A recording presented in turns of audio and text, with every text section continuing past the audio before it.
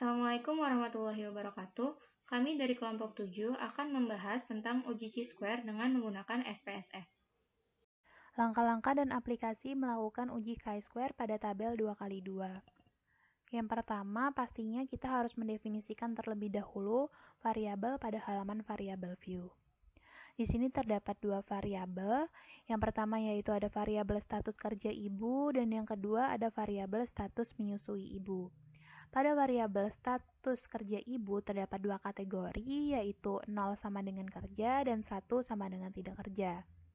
Pada variabel status menyusui ibu juga terdapat dua kategori yaitu 0 sama dengan tidak eksklusif dan 1 sama dengan eksklusif. Langkah selanjutnya yaitu kita dapat melakukan input data pada halaman data view. Di sini kita sudah melakukan input data dan ini adalah hasil setelah dilakukan coding. Selanjutnya kita bisa memulai uji chi-square pada SPSS. Yang pertama yaitu kita klik Analyze, lalu kita pilih Descriptive Statistic, kemudian kita klik Cross Tab. Di sini muncul kotak dialog menu Cross Tab, lalu kita klik variabel status kerja ibu, kemudian masukkan variabel ke dalam kotak row, lalu kita klik variabel status menyusui ibu, kemudian masukkan variabel ke dalam kotak kolom. Langkah selanjutnya yaitu kita klik pilihan statistik, kemudian centang pilihan chi-square, lalu centang pilihan rates. Kemudian klik continue. Selanjutnya kita klik pilihan cell, kemudian centang pilihan observe pada bagian count dan kita centang pilihan row pada bagian percentage. Lalu kita klik continue, kemudian OK.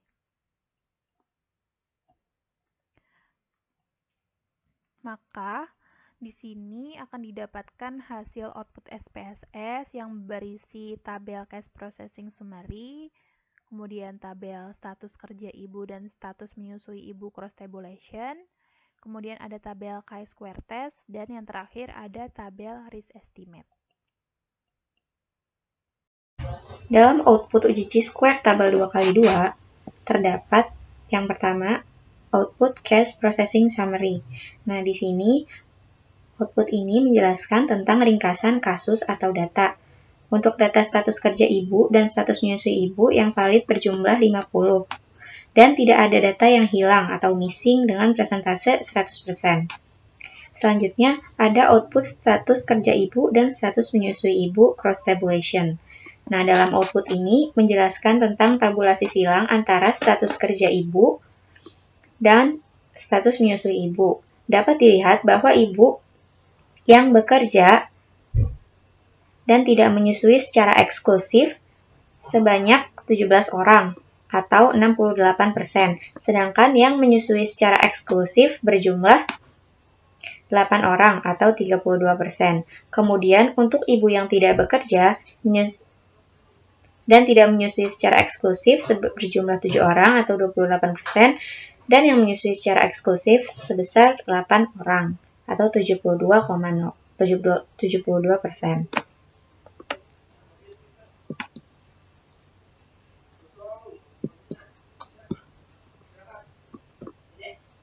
Selanjutnya, ada output chi-square test.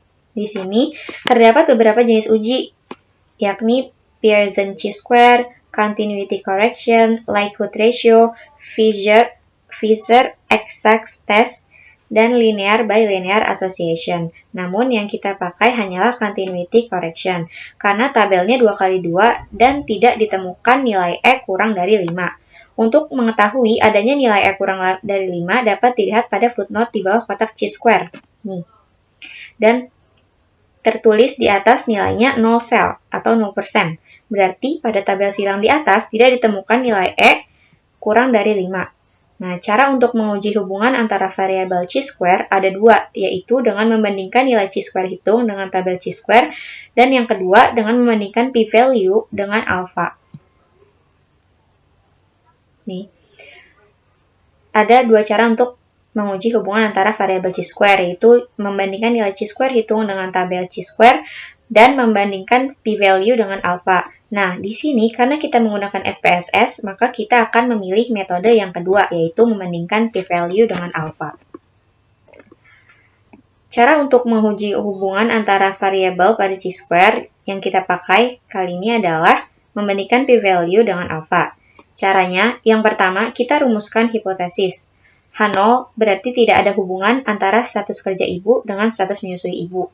Dan HA ada hubungan antara status kerja ibu dengan status menyusui ibu. Lalu, yang kedua, kita menentukan p-value-nya. P-value dapat dilihat pada kolom asymptomatic significance two-sided yang continuity correction yaitu 0,011. Lalu, yang ketiga, kita bandingkan p-value dengan alpha 0,05 dan didapatkan nilai signifikansi yaitu 0,011 kurang dari sama dengan 0,05. Lalu, selanjutnya yang keempat, kita mengambil keputusan. Karena nilai signifikansi kurang dari sama dengan alfa, yaitu 0,011 kurang dari sama dengan 0,05, sehingga dapat dinyatakan bahwa H0-nya ditolak, yang artinya ada hubungan yang bermakna secara statistik antara status kerja ibu dengan status menyusui ibu. Selanjutnya, output yang terakhir adalah output risk estimate. Nah, dalam output ini menjelaskan nilai OR digunakan untuk jenis penelitian cross-sectional dan case control, sedangkan nilai RR digunakan bila jenis penelitiannya cohort. Nah, dalam hal ini, kita hanya melihat nilai OR-nya saja. Pada hasil di atas, nilai OR terdapat pada baris odds ratio, yaitu 5,464, sehingga dapat diinterpretasikan bahwa ibu yang statusnya bekerja memiliki peluang 5,464 kali lebih besar untuk tidak menyusui secara eksklusif. Selanjutnya, cara menyajikan hasil analisis uji chi-square. Yang pertama, penyajian uji chi-square pada tabel 2x2. Berikut adalah tabel distribusi proporsi status pekerjaan dengan status menyusui ibu. Di status pekerjaan ada dua kategori, yang pertama bekerja, yang kedua tidak bekerja. Dan status menyusui ada dua kategori, tidak eksklusif dan eksklusif. Lalu ada total, ada odds ratio, dan ada p-value-nya. Interpretasi, hasil analisis hubungan antara status pekerjaan dengan status menyusui eksklusif diperoleh bahwa ada sebanyak 8 orang atau 32% ibu yang bekerja menyusui bayi secara eksklusif. Sedangkan di antara ibu yang tidak bekerja ada 18 orang atau 72% yang menyusui secara eksklusif. Hasil uji statistik diperoleh nilai p-value-nya yaitu 0,011, maka dapat disimpulkan bahwa ada perbedaan proporsi kejadian menyusui eksklusif antara ibu yang tidak bekerja dengan ibu yang bekerja. Ada hubungan yang signifikan antara pekerjaan dengan status menyusui. Dari hasil analisis diperoleh nilai odds ratio-nya yaitu 5,464. Artinya, ibu tidak bekerja mempunyai peluang sebanyak 5,46 kali untuk menyusui eksklusif dibandingkan dengan ibu yang bekerja. Langkah-langkah dan aplikasi melakukan uji chi-square pada tabel 3x2. Langkah dalam melakukan uji chi-square 3x2 ini sama seperti langkah pada uji tabel 2x2, yang membedakan adalah pada variabel status kerja ibu, kategori yang digunakan di sini terdapat 3 kategori, yaitu 0 sama dengan kerja penuh waktu, 1 sama dengan kerja paruh waktu, dan 2 sama dengan tidak kerja.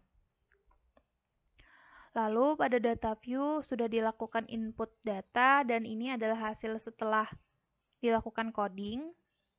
Kita dapat melanjutkan pada langkah yang selanjutnya, yaitu kita klik analyze, lalu kita pilih descriptive statistic, kemudian klik cross tab. Pada kotak dialog menu cross tab ini, kita klik variabel status kerja ibu, kemudian masukkan variabel ke kotak row, lalu kita klik variabel status menyusui ibu dan masukkan ke dalam kotak kolom. Kemudian klik pilihan statistik. Di sini kita centang pilihan chi-square dan kita centang pilihan risk. Lalu kita klik continue. Selanjutnya klik pilihan sel. Di pilihan sel ini kita centang observe pada bagian count dan kita centang pilihan row pada bagian percentage. Kemudian kita klik continue, klik OK. Di sini didapatkan hasil dari output SPSS yang berisi tabel crash processing summary, tabel status kerja ibu dan status menyusui ibu cross tabulation, terdapat tabel chi-square test dan tabel risk estimate. Tetapi di tabel risk estimate ini tidak bisa menampilkan nilai OR karena yang digunakan adalah uji tabel 3x2. Di sini kita akan menginterpretasikan output uji chi-square tabel 3x2. Ada 4 tabelnya. Yang pertama kita interpretasikan output processing summary. Nah, ini sama kayak yang 2x2. Output ini menjelaskan bahwa kita memiliki 50 responden dengan kevalitan 100%, yang artinya tidak ada missing data. Selanjutnya, tabel berikutnya output status kerja ibu dan status menyusui ibu cross tabulation. Nah, bisa kita lihat status kerja ibu yang pertama, ibu yang kerja penuh waktu dan tidak menyusui secara eksklusif berjumlah 12 orang dengan weighting 75%. Sedangkan yang menyusui secara eksklusif berjumlah 4 orang dengan weighting 25%. Kemudian, ibu yang bekerja paruh waktu dan tidak menyusui secara eksklusif berjumlah 9 orang dengan weighting 56,3%. Sedangkan yang menyusui secara eksklusif berjumlah 7 orang dengan weighting 43,8%. Selanjutnya, ibu yang tidak bekerja dan tidak menyusui secara eksklusif berjumlah 5 orang dengan weighting 27,8%. Sedangkan yang menyusui secara eksklusif berjumlah 13 orang dengan weighting 72,2%.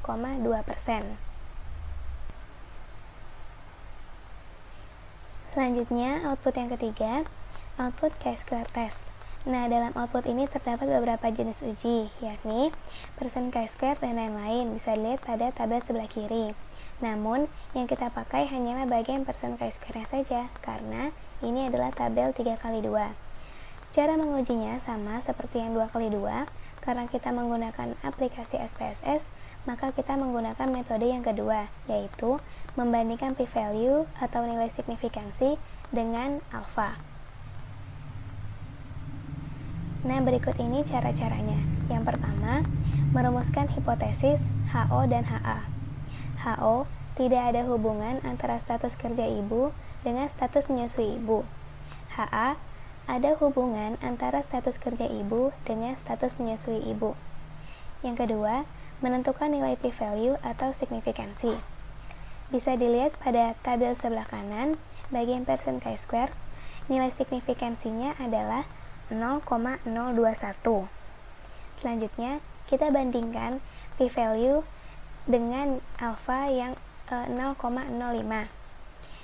Tadi kan udah kita lihat kalau nilai signifikansinya itu 0,021. Ternyata nilai signifikansinya lebih kecil dibandingkan 0,05. Dan terakhir, kita mengambil keputusan. Karena nilai signifikansinya lebih kecil daripada alfa, yaitu 0,021 lebih kecil dibandingkan 0,05, sehingga dapat dinyatakan bahwa keputusannya HO ditolak, yang artinya ada hubungan yang bermakna secara statistik antara status kerja ibu dengan status menyusui ibu. Selanjutnya, output risk estimate, output terakhir dari tabel chi-square 3x2. Di sini tidak menampilkan nilai OR maupun CI karena ini adalah tabel 3x2. OR dan juga CI hanya bisa ditampilkan pada tabel 2x2 saja. Oleh karena itu, yang bisa kita lakukan adalah Yang pertama, membuat dummy variable tabel terlebih dahulu, kemudian baru dilakukan cross steps. Atau cara yang kedua, melakukan analisis regresi logistik sederhana. Dalam hal ini, kami selaku kelompok memilih untuk melakukan analisis regresi logistik sederhana. Selanjutnya, penyajian uji Chi-square pada tabel 3x2. Berikut ada tabel distribusi proporsi status kerja ibu dengan status menyusui ibu. Di status pekerjaan ada 3 kategori, yang pertama pekerja penuh waktu, yang kedua pekerja paruh waktu, yang ketiga tidak bekerja. Lalu pada status menyusui ada 2 kategori, tidak eksklusif dan eksklusif, kemudian ada total, ada odds ratio, dan ada p-value-nya. Interpretasi. Hasil analisis hubungan antara status pekerjaan ibu dengan status menyusui diperoleh bahwa sebanyak 4 orang atau 25% ibu yang bekerja penuh memiliki status menyusui eksklusif. Sebanyak 7 orang atau 43,8% ibu yang bekerja paruh waktu memiliki status menyusui eksklusif.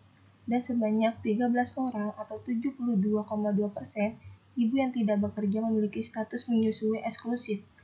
Hasil uji statistik diperoleh nilai p-value-nya untuk ibu yang berstatus kerja penuh sebesar 0,009. Maka dapat disimpulkan bahwa ada perbedaan proporsi yang signifikan antara status menyusui dengan status pekerjaan ibu untuk kelompok 1, yaitu ibu yang bekerja penuh dengan ibu yang tidak bekerja.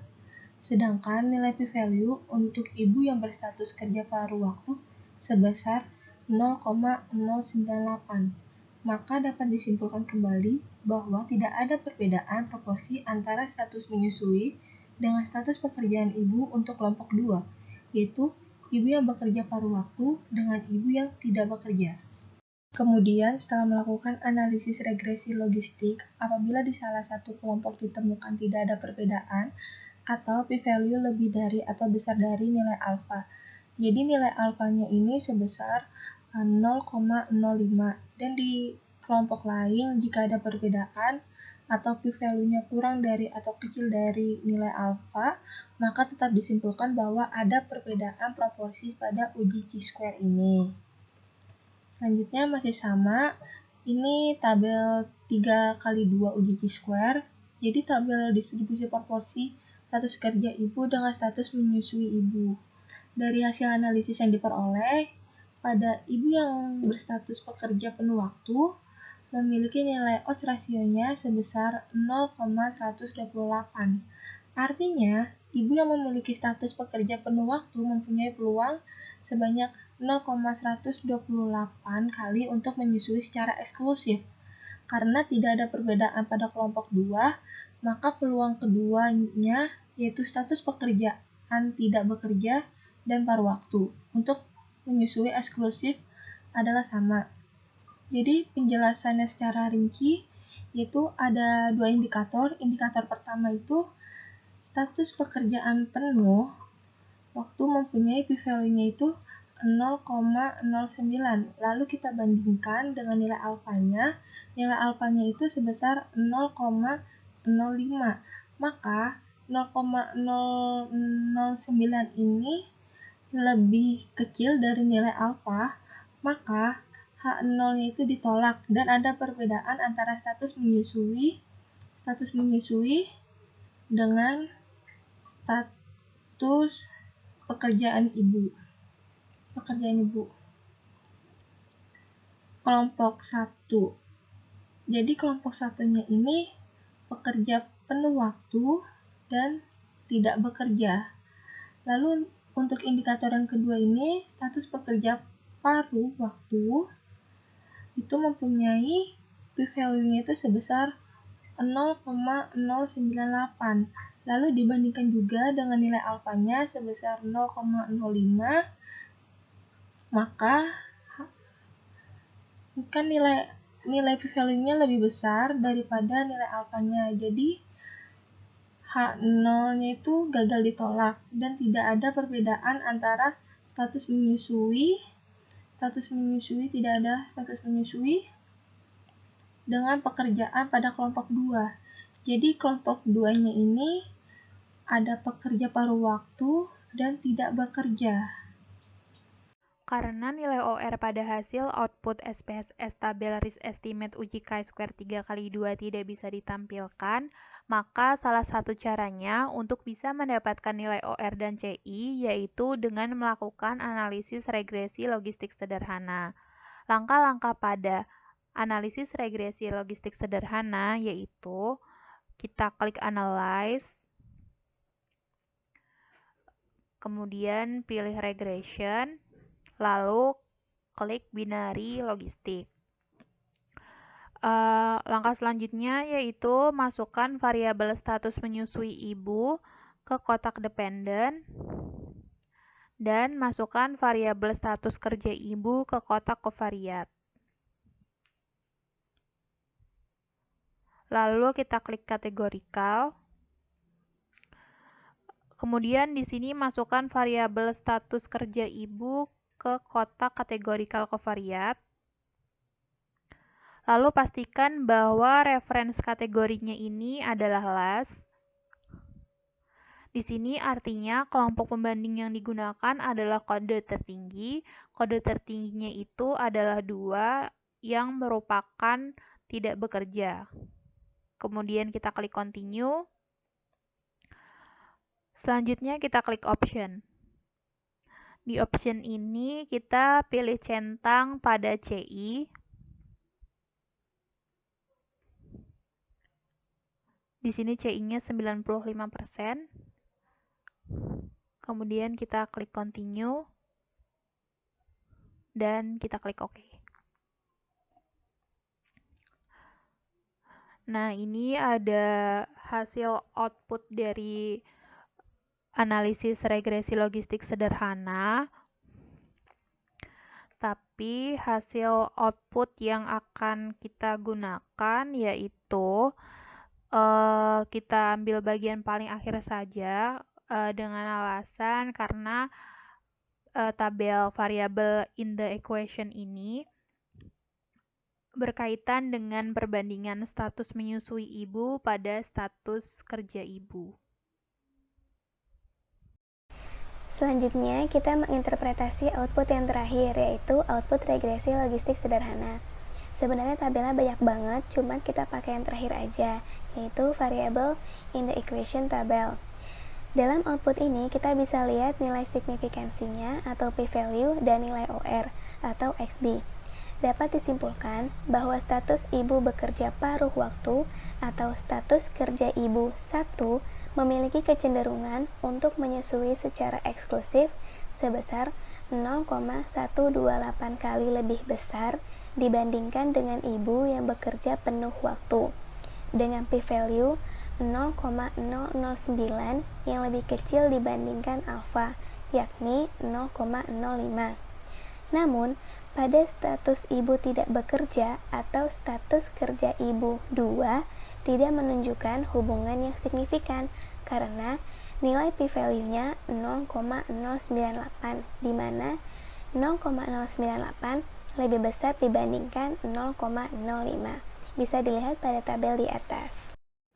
Sekian dari kami, kurang lebihnya mohon maaf. Wassalamualaikum warahmatullahi wabarakatuh.